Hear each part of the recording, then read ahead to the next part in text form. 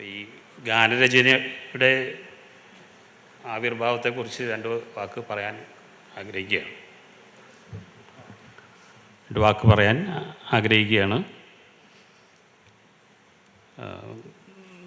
എൻ്റെ ബാല്യകാലത്തെ എല്ലാ സുഹൃത്തുക്കളെയും പോലെ തന്നെ പ്രേം നസീറിൻ്റെ ഒരു കടുത്ത ആരാധകനായിട്ടാണ് തുടക്കം. അപ്പോൾ മനോഹരമായി പാടുകയും സ്റ്റണ്ട് ചെയ്യുകയും ഒക്കെ ചെയ്യുന്ന ആ നായകൻ മനസ്സിൽ വല്ലാതെ സ്ഥാനം പിടിച്ചിരുന്നു. അപ്പോൾ എപ്പോഴോ ചില സുഹൃത്തുക്കൾ പറഞ്ഞു, അദ്ദേഹമല്ല പാടുന്നത്, അദ്ദേഹം വെറും ചുണ്ടനൊക്കെയാണ്. യേശുദാസ് എന്നൊരു വിദ്വാനാണ് ഇത് പാടുന്നത്. അത് വല്ലാത്തൊരു ഷോക്കായിരുന്നു. കാരണം നസീർ എന്ന് പറഞ്ഞാൽ അത്രയും കടുത്ത ആരാധകനായിരുന്നു നസീറിനെ കുറിച്ച്. അത് സിനിമ കാണുമ്പോൾ നസീർ കരഞ്ഞാൽ നമ്മളും കരയും. അതായത് ഈ വിവാഹിത കാണാൻ പോയപ്പോൾ അതിൽ നസീറിൻ്റെ കാമുകിയായ പത്മിനിയെ സത്യൻ മാരി ചെയ്തുകൊണ്ട് പോവുകയാണ്, കാറിൽ പോവുകയാണ് ഒരു കല്യാണം കഴിഞ്ഞ്. അപ്പം നസീർ കരഞ്ഞുകൊണ്ട് പാടുന്നൊരു പാട്ടുണ്ട്, സുമംഗലി നീ ഓർമ്മിക്കുമോ എന്ന പാട്ട്. വളരെ ഫേമസ് ആയൊരു പാട്ടാണ്. ആ പാട്ട് കേട്ടപ്പോൾ വീട്ടുകാരറിയാതെ ഞാനും ഇരുന്ന് കരഞ്ഞു എന്നുള്ളതാണ് ഇപ്പോൾ ഒരു ഓർമ്മ. അത്രയും ആരാധനയുള്ള വ്യക്തി അദ്ദേഹമല്ല പാടുന്നതെന്ന് അറിഞ്ഞപ്പോൾ ഉണ്ടായൊരു ഷോക്ക്. അപ്പം അത് സാധാരണ അമ്മമാരോടാണല്ലോ നമ്മൾ വിഷമങ്ങളൊക്കെ പങ്കുവയ്ക്കുക. അപ്പോൾ അമ്മയോട് ഇത് അവതരിപ്പിച്ചു, ഇങ്ങനെ കേൾക്കുന്നുണ്ട്. അപ്പോൾ അമ്മ പറഞ്ഞു, അത് അമ്മ ഫോർട്ട് കൊച്ചിക്കാരിയാണ്. യേശുദാസ് നമ്മുടെ നാട്ടുകാരനാണ്, അദ്ദേഹം നമ്മുടെ വീട്ടിൽ വന്നിട്ടുണ്ട്. അവൻ നിൻ്റെ പ്രായത്തിലൊക്കെ നമ്മുടെ വീട്ടിൽ അവർ കുടുംബസമേതം വന്നിട്ടുണ്ട്, അവിടെ പാട്ട് പാടിയിട്ടുമുണ്ട്. അപ്പോൾ ഒരു കൗതുകം, ഈ വിഷമം മാറി അതൊരു ചെറിയ കൗതുകത്തിൻ്റെ ലെവലിലേക്ക് വന്നു. പിന്നീട് അമ്മ എപ്പോഴും പറഞ്ഞു, അദ്ദേഹത്തിൻ്റെ വിവാഹത്തിന് നിൻ്റെ അപ്പൂപ്പൻ പങ്കെടുത്തിട്ടുണ്ട്. അപ്പൂപ്പൻ എന്ന് പറയുമ്പോൾ എൻ്റെ അമ്മയുടെ അച്ഛൻ, അദ്ദേഹം പങ്കെടുത്തിട്ടുണ്ട് എന്നുകൂടെ പറയുകയാണ്. അപ്പോൾ കുറേയും കൂടെ നമ്മുടെ ആളെന്നുള്ള നിലയ്ക്കുള്ള ഇതായി. പിന്നീട് യേശുദാസിൻ്റെ ഉയർച്ചയെക്കുറിച്ച് നമുക്ക് കൂടുതൽ പറയേണ്ട കാര്യമില്ല. വയലാർ ദേവരാജൻ, ബാബുരാജൻ, MK അർജുനൻ, ദക്ഷിണാമൂർത്തി, വയലാർ, ആ ഒരു കാലഘട്ടത്തിൽ അദ്ദേഹം സന്യാസിനിയും ചക്രവർത്തിനിയും പർവ്വതനന്ദിനിയും പോലുള്ള പാട്ടുകളിലൂടെ മലയാളക്കര ആകെ കീഴടക്കുന്ന ഒരു സ്ഥിതിയായിരുന്നു. അപ്പോൾ അതിനെക്കുറിച്ച് കൂടുതൽ പറയുന്നില്ല. പിന്നെ ഞാൻ പ്രീ ഡിഗ്രി ലെവലിലൊക്കെ എത്തിയപ്പോൾ കുറച്ച് ഹിന്ദി പാട്ടുകളൊക്കെ ഇങ്ങനെ കേട്ടു തുടങ്ങി. കിഷോർദ, റഫി സാബ് അവരുടെയൊക്കെ പാട്ട് കേട്ട് അങ്ങനെ അതിലേക്ക് കുറച്ച് ഇഷ്ടപ്പെട്ടു വരുന്ന കാലമുണ്ടായിരുന്നു.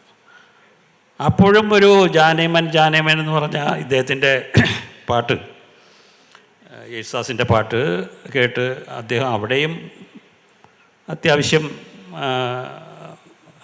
പടയോട്ടങ്ങൾ നടത്തി തുടങ്ങി എന്ന് മനസ്സിലായി. പിന്നെ കൂട്ടുകാരൊത്ത് ചിറ്റോർ എന്ന സിനിമ കാണാൻ പോയി. അപ്പോൾ ചിറ്റോറിലെ പാട്ടുകളെല്ലാം ഹിറ്റാണ്. അപ്പോൾ അദ്ദേഹത്തിൻ്റെ ഉയർച്ചയിൽ ശരിക്കും ഒരു അഭിമാനം തോന്നി. അഭിമാനമല്ല, അതിലപ്പുറത്തേക്കൊരു രോമാഞ്ചമാണ് തോന്നിയത്. കാരണം കിഷോർ ദായുടെയും റഫീ ദായുടെയും ഒക്കെ ഭൂമികയിൽ നമ്മുടെ ഒരു നാട്ടുകാരൻ പടയോട്ടം നടത്തുന്നു, ആ ഒരു അഭിമാനം നമുക്ക് ഫീൽ ചെയ്തിരുന്നു. അതിൽ അവാർഡ് കിട്ടിയപ്പോൾ പിന്നെ പറയും വേണ്ട. അങ്ങനെ പിന്നീട് അദ്ദേഹത്തിൻ്റെ പ്രൊനൗൺസിയേഷൻ ശരിയല്ല എന്ന് കുറേ അഭിപ്രായങ്ങൾ വെബ്സൈറ്റിൽ പറയാറുണ്ട് ആ കാലത്ത്. പിന്നെ ഇത്തിരി പാട്ടുകൾ ഹിന്ദിയിൽ പാട്ടുകൾ കുറഞ്ഞപ്പോഴാണെന്ന് തോന്നുന്നു. അപ്പോൾ അധികം പറയുന്നത് ഈ മലയാളികൾ തന്നെയാണ്. മലയാളികളെന്ന് പറഞ്ഞാൽ ഈ പുഷ്പിൻ്റെ കാര്യത്തിലും 2ാം സ്ഥാനത്തല്ല 1ാം സ്ഥാനത്തിന് നിൽക്കുന്നവരാണ്. അപ്പോൾ അതിൽ വലിയ അർത്ഥമൊന്നുമില്ല. കാരണം അദ്ദേഹത്തിന് ഏറ്റവും അധികം ഗാനങ്ങൾ കൊടുത്തിട്ടുള്ള രവീന്ദ്ര ജെയിൻ പറഞ്ഞിട്ടുണ്ട്, അദ്ദേഹം ഏറ്റവും സ്ഫുടമായി ഏറ്റവും ക്ലിയറായിട്ടാണ് പാടുന്നതെന്ന്. അതിൻ്റെ ഒന്നാന്തരം ഒരു തെളിവാണ് അക്ബർ ചക്രവർത്തിയുടെ രാജസദസ്സിലെ ഹിന്ദുസ്ഥാനി സംഗീതജ്ഞനായ താൻസനിൻ്റെ ജീവചരിത്രം സിനിമയാക്കിയപ്പോൾ ആദ്യം ആ പാട്ട് പാടാൻ ഷഡ്ജിനെ പായ എന്ന് പറഞ്ഞൊരു ഫേമസ് സോങ്ങാണ്, എല്ലാവർക്കും അറിയാമായിരിക്കും. ആ പാട്ട് പാടാൻ റഫീ സാബിനെയാണ് രവീന്ദ്രനെ സമീപിച്ചത്.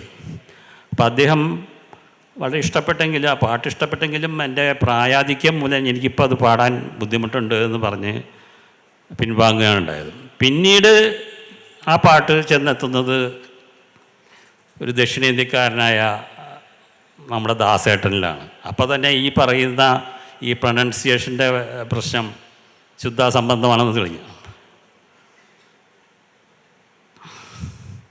പിന്നീട് നമ്മൾ എൻ്റെ കാര്യം പറയുകയാണെങ്കിൽ ഈ ഗീതം സംഗീതം എന്നൊരു സംഘടന രൂപവത്കരിച്ചു. അത് ശ്രീ ജയരാജ് വാര്യരും സുകുമാരൻ ചിത്രസൗധത്തിൻ്റെയൊക്കെ നേതൃത്വത്തിൽ ഞങ്ങൾ കുറച്ച് സുഹൃത്തുക്കൾ കൂടി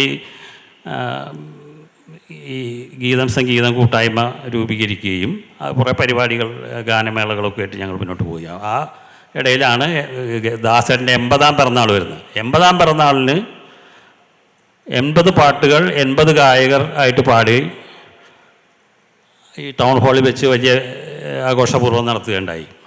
അപ്പോഴും ഇദ്ദേഹത്തിൻ്റെ പാട്ടുകൾ 80 പാട്ടുകളൊക്കെ കേൾക്കുമ്പോൾ നമുക്കൊരു ധാരണ വരുമല്ലോ. പിന്നെ ഇദ്ദേഹത്തിൻ്റെ പ്രസംഗങ്ങളും ഇൻ്റർവ്യൂസൊക്കെ ശ്രദ്ധിക്കാറുണ്ട്. അദ്ദേഹത്തിൻ്റെ പ്രസംഗം ഒരിക്കൽ നേരിട്ട് കേൾക്കാനുണ്ടായ ഒരു അനുഭവം പറയാം. അദ്ദേഹം പറഞ്ഞു, ഞാൻ എൻ്റെ ആദ്യത്തെ ഗാനം ഒരു പൈങ്കിളി ഗാനം പാടാനാണ് വെച്ചിരുന്നത്. എന്നാൽ കേരളം കണ്ട ഏറ്റവും മഹാനായ വ്യക്തിയുടെ 4 വരികൾ, ജാതിഭേദം മതദ്വേഷം എന്ന് തുടങ്ങുന്ന വരികൾ പാടാനാണ് എനിക്ക് യോഗം ഉണ്ടായത്. അതിൻ്റെ ജീവിതത്തിലെ ഏറ്റവും വലിയ സൗഭാഗ്യമാണ് എന്ന് അദ്ദേഹം പറയുകയുണ്ടായി. അപ്പോൾ പിന്നീട് ഞാൻ തൃശ്ശൂർ പത്മനാഭ മാഷ ക്ലാസ്സുകളും അതുപോലെ നമ്മുടെ ഈ നാദബ്രഹ്മം ഫൗണ്ടേഷൻ്റെ ജീവാത്മാവും പരമാത്മാവുമായ സോമശേഖർ മാഷിൻ്റെ ക്ലാസ്സുകളും ഒക്കെ അറ്റൻഡ് ചെയ്യുമ്പോൾ ഈ ഗാനരചയിതാവും സംഗീത സംവിധായകനും ചിന്തിക്കുന്നതിൻ്റെ അവരുടെ ഭാവനയ്ക്ക് അപ്പുറത്തേക്ക് കൊണ്ടുപോയി ഓരോ ഗാനത്തെയും പ്രതിഷ്ഠിക്കാനുള്ള ദാസേട്ടൻ്റെ ആ പ്രത്യേക കഴിവ് അവരിൽ നിന്ന് എനിക്ക് മനസ്സിലായി. അപ്പോഴാണ് ഇതിൻ്റെ കുറേ ഇപ്പം ഈ ദാസേട്ടൻ്റെ കുറേ പാട്ടുകളും നമ്മൾ പഠിക്കുന്നതിനൊപ്പം അദ്ദേഹം ചെയ്തു വെച്ചിട്ടുള്ള മാജിക്കിനെ കുറിച്ച് കൂടുതൽ ബോധവാനായി. അപ്പോൾ അങ്ങനെ ഇരിക്കുമ്പോൾ ഈ ഒരു ദുർബല നിമിഷം എന്ന് വേണമെങ്കിൽ പറയാം, എന്തൊക്കെയോ കുത്തിക്കുറിച്ചു. ഈ ദാസേട്ടനെ കുറിച്ച് കിട്ടിയിട്ടുള്ള എൻ്റെ മനസ്സിലും മറ്റും കയറിയിട്ടുള്ള കുറേ കാര്യങ്ങൾ അധികം ഇവർ പറഞ്ഞു തന്നതാണ്.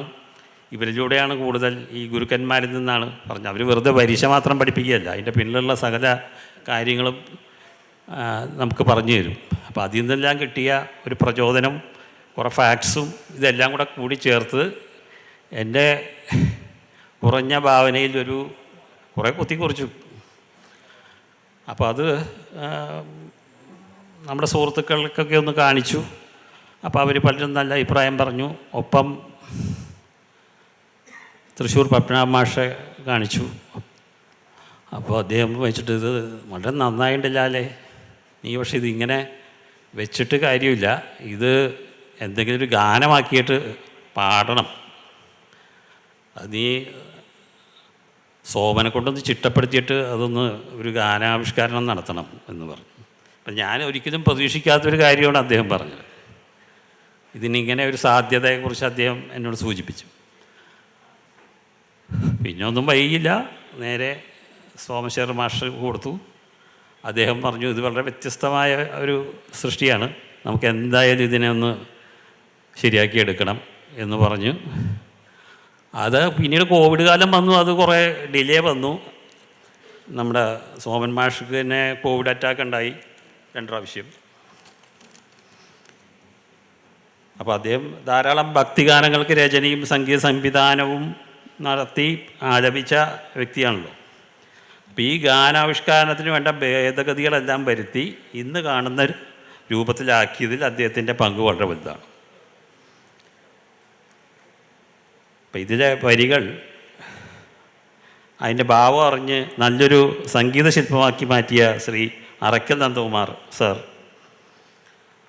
മികച്ച ഓർക്കസ്ട്രേഷനിലൂടെ ഈ ഗാനത്തിന് പുതിയ മാനങ്ങൾ നൽകിയ ബാലമുരളി സർ, ഈ ഗാനം യൂട്യൂബിൽ റിലീസ് ചെയ്യാൻ തയ്യാറായ നാദബ്രഹ്മ ഫൗണ്ടേഷൻ, അതിൻ്റെ ഭാരവാഹികൾ, എല്ലാവർക്കും എൻ്റെ ഹൃദയം നിറഞ്ഞ നന്ദി ഞാൻ രേഖപ്പെടുത്തുകയാണ്. നമസ്കാരം.